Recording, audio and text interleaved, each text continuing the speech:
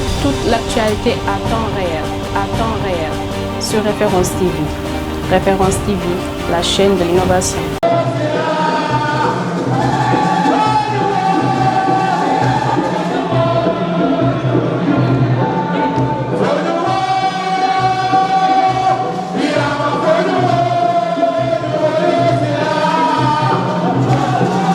ci raison yoo xam ne jeunes yi mun na ne sax la population dans son ensemble war nañu votel coalition bu Benno Bokk Yaakaar wala ma focaliser ci ndaw ñi. Première raison bi nga xam ne ci sama gis-gis war nañ mun a votel Benno Bokk Yaakaar d'abord mooy ci li nga xam ne député yi voté nañ ko li passé gouvernement bi def ko jaglal ko ndaw ñi ci li nga xam ne mooy programme xëyu ndaw ñi ci li nga xam ne mooy emploi yi ñu fi créé lu ëpp juróomi téeméeri junni emploi yi ñu fi créé ci li nga xam ne tam gouvernement bi mu ngi koy def pour sunu économie gën a mën a may ndaw ñi ay opportunité jox leen ay financement jox leen ay formation professionnelle jox leen li nga xam ne mooy ay université yoo xam ne ci seen gox fi ñu dëkk duñ soxla dem ba Dakar pour dem jàngi ji indil leen centre de formation ci département bu nekk nga xam ne doo jógee foofu dem ba Dakar tam pour ñu former la nga mun a amal sa bopp liggéeyal sa bopp wala liggéeyal keneen. loolu mooy li nga xam ne nguur gi def na ko déjà pour les jeunes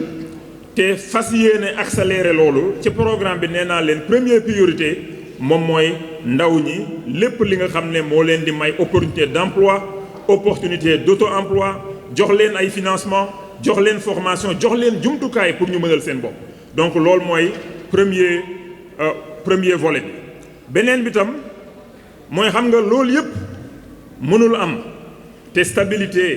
institutionnelle ak stabilité politique amul ci réew. mooy nga jox ki nga xam ne mooy mouvance bi jox ko majorité pour que mu mun a voter projet yooyu ak programme yooyu nga xam ne gouvernement bi tëral na ko mu jëm ci ndaw ñi. loolu mooy moom mooy deuxième point. troisième bi mooy aussi gouvernement bi lépp li nga xam ne moo jëm ci ndaw yi fas yéene na ci defaat ay yeneen jéego yu rëy li ëpp lu mu ci defagum. soo jëlee par exemple li wàllum sport lu ñu ci def ci investissement te loolu sport pour jeunes yi la nara dem incha allah coupe du monde di rêver nag pour jëlee ndam jooju nag na ñëpp ne amiin na ñëpp tàccu loolu ndaxte loolu mooy li nga xam ne tam dina gën a améliorer situation ndaw ñi parce que sport tam ci la bokk. loolu mooy bëggal xol yi war na jox tam liggéey pour yenn ndaw ñi war na tax aussi sunu ndaw ñi gën a mën a intéressé wu ci football boobu investir ci ndax ñu mun a am ay talent am ay plusieurs Sadio Mané am ay yeneen Kalidou et cetera loolu mooy li nga xam ne bokk na ci raison yoo xam ne war nañu votel sunu programme bi votel donc mouvance Benno Bokk Yaakaar. wax ngeen ci li nga xam ne am na solo mooy question boobu jëm ci prix yi njëg yi nu mu yokkee wax naa ko ci sama présentation gouvernement bi jël na ay jéego yu rëy pour que prix yi ñu mun ko bloquer. mais état bi nag yemul ci loolu ndaxte li nga xam ne moo tax prix yokk mooy guerre bi nga xam ne am na fële ca Russie na fële ca Ukraine te président dox na ci ay jéego dem na ba foofu pour waxtaan ak ñoom question bu mu njëkk laaj wala message bu mu njëkk a jox le président Poutine ñu bëri dañuy xalaat na affaire libérer les céréales yi nekk Ukraine ak nangam président message bu mu ko njëkk a jox mooy nan def tout ba guerre bi ñu arrêté ko. loolu mooy premier message et c'est ça la vérité. yemuñu ci loolu guerre bi tam même su doon continuer ñaanuñ ko plaidoyer bi président def ñun ministre yi di ko def barki démboo Njaay laa nekkoon Bali fële ci Indonésie plaidoyer bi président def ne même su dee dund gi ak engrais yi kenn sanctionné wu ko ñi nga xam ne ñooy acteurs yi buñ leen sanctionné ba nga xam ne engrais russe ak blé bu russe waa Sénégal dinañ ko mën a jënd waa Afrique jënd ko waa àdduna bi yëpp mën ko jënd te blé russe ak blé ukrainien su disponible ci marché bi njëgam dafay wàññeeku donc loolu mooy deuxième point. troisième bi li nga xam ne état bi mu ngi koy def loolu amaana mën na nekk wala mën na bañ a nekk mooy guerre bi arrêté donc doo dépendre ci loolu lan la état bi def mooy en période de crise nga jël salaire yi fonctionnaires yi yokk ko xam na ne ku dimbali fonctionnaires yi dimbali nga askanu Sénégal tam ndaxte fonctionnaire boo gis xam naa wala même liggéeykat boo gis rek am na fukki nit yoo xam ne ñu ngi nekk ci ginnaawam mu ngi leen di dundal di leen toppatoo donc soo jëlee 150 000 fonctionnaires yi yokkal leen seen salaire loolu wala yenn secteurs yi nga yokk ko ku nekk di nga mën a toppatoo fukki nit donc askan bi ci lay delluwaat. soo jëlee itam subvention yi def ko ci prix de l'électricité loolu da ngay tax tam askan bi du fay facture yu yokku donc dina am leneen pour mën a jënd dund gi également te loolu yëpp tam du loolu kese lañ yem du ci loolu kese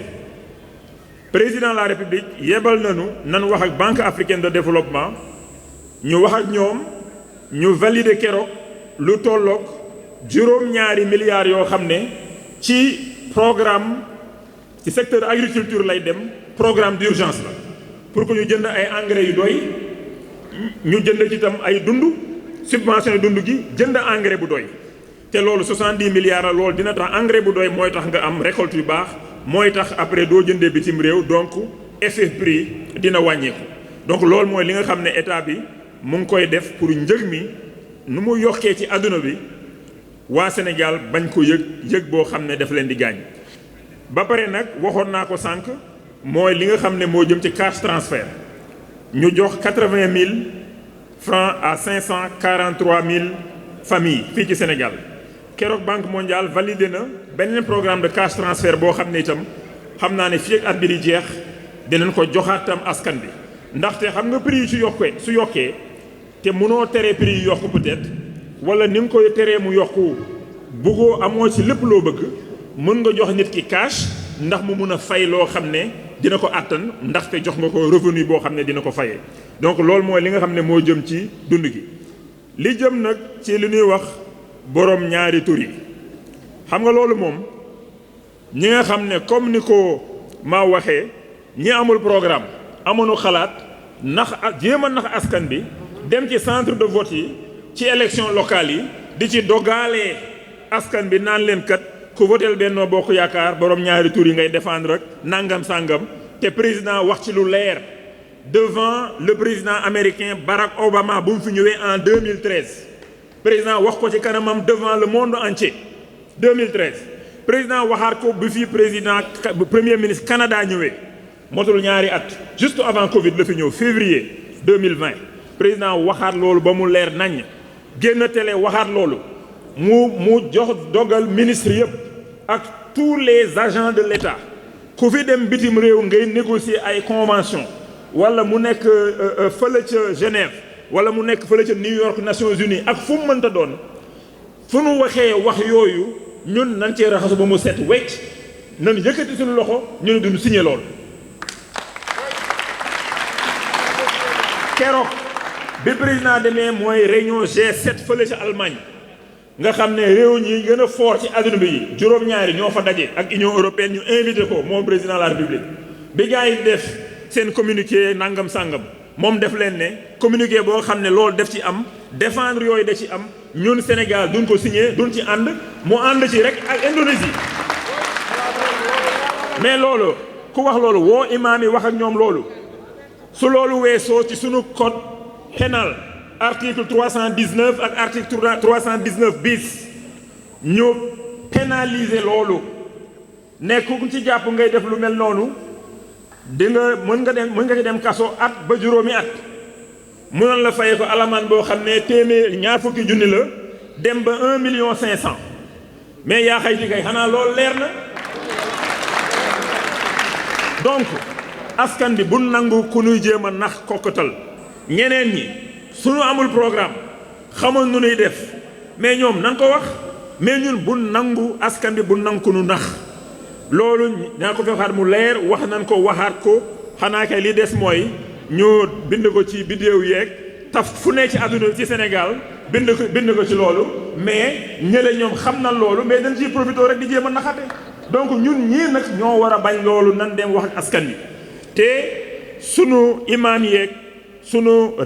autorités yi képp koo gis parrain ku nekk war nga wax lu jëm ci loolu ci sa gox ak ci sa koñ wax li nga xam ne état bi lan mooy position am ba pare nag yedd xale yi artu leen xoolaat éducation bi et cetera ba nga xam ne lu mel noonu kenn du ko encouragé ci sunu réew man loolu laa ci mën a wax te xam naa ne doy na sëkk voilà. Dernier point bi nag mooy li nga xam ne moo jëm ci député yi législature bi wax naa ko sànq député yi gis na liggéey bu xarañ bi ñu def pendant les 5 années passées te incha allah perspective yi ñu fi wone te mu nekk loo xam ne askan bi moo ko moom du gouvernement moo ko moom du bennoo moo ko moom du militant bennoo kese ñoo ko moom c'est pour tout le Sénégal député yooyu ñoom ñoo war a voté lu mel noonu ci assemblée nationale ndax gouvernement bi mun a continuer projet yooyu donc nan leen jàppale Benno Bokk Yaakaar ñu am majorité boobu ndax député yooyu mën a def seen liggéey ñu continuer liggéey bu mucc ayib bi nga xam ne tàmbali nañ ko fii ci sunu réew yëpp nag naw na ci bëgg a copier Sénégal foo dem ci àdduna bi dañ lay naan Sénégal a fait ça essayons de faire la même chose soo dem Afrique Sénégal def na lii nan jéem a def ko ba def la même chose bi ma demee keroog Bali di représenter Sénégal réunion dëkk yi nga xam ne mooy ñaar fukki dëkk yu gën a am alal ci àdduna bi ak Union européenne di fa représenter Afrique président yebal nu fa mais pour sujet bu ñëw ñu jël kàddu wax représenter le Sénégal représenter toute l'Afrique ñu xam ne Sénégal Afrique mooy la intérêt Afrique lay défendre intérêt am lay défendre quel que soit nag ku nekk en face de moom loolu nag am gouvernement bu xarañ ñu am xam-xam ay liggéeykat guddi ak bëccëg loolu mooy tax nga am lu mel noonu sigil Sénégal fu ne nag ci àdduna bi mën a indi ay partenariat yu nekk ci àdduna bi indi ko fii ci Sénégal ndax askan bi njëriñoo koo gis ci boppam merci.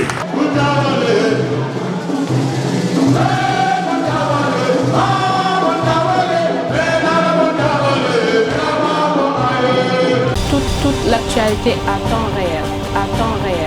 sur Référence TV. Référence TV, la chaîne de l'innovation.